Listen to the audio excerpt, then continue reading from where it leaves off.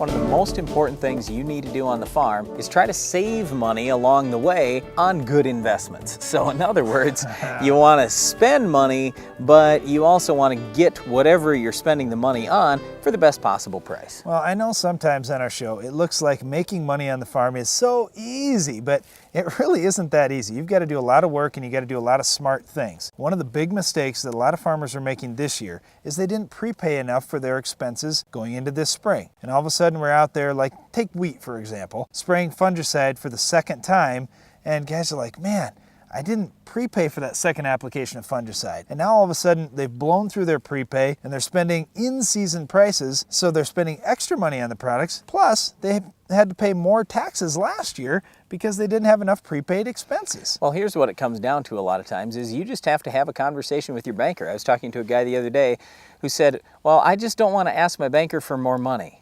And, you know, there are all these thinking they're doing the banker a disservice. Oh, well, man, I don't want to put him out by having him give me more money that I have to pay him interest on. It's just he's not comfortable asking, and you know, he just doesn't want to get a no response from the banker. And I said, look, number one, you know, a lot of this stuff with all the financial markets and all those problems, they were not in rural America. Those things, for the most part, were in New York City. They were on Wall Street. Most of the local banks are doing great financially. And you know what? Most farmers are doing fairly well financially. The balance sheets look pretty good. You know how the banks make money?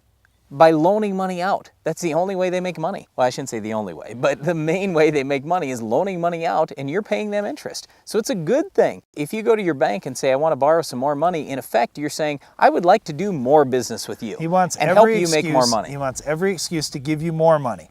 And a lot of farmers ran into that this year where the bankers were the ones saying, you know what, is there something else you could do to try and get a few more bushels? Because wow, I know we were up in Fargo last winter and the banker that was speaking at the same meeting that we were at said, you know what, guys, if we could just get 8 more bushels of soybeans, at that time beans are worth about $12, he said, wow, that'd be another $100 in your pocket. So he said, look for some things that you could do that would add more yield because we'll loan you the money. Now, right there is where a lot of people are running into a problem this winter is they say, well, the crop prices are down. But let's look at what were the crop prices 3 years ago. Crop prices today are double what they were 3 years ago. So really the way I look at it is crop prices are up. You have to look still at return on investment. I don't care if I spend $1 or $1 million. What I care about is, will I have a good return on investment? So you've got to start analyzing some of these things right now and just ask yourself, look, can I get a good return on investment on this? If I can, maybe I should be buying that today because you know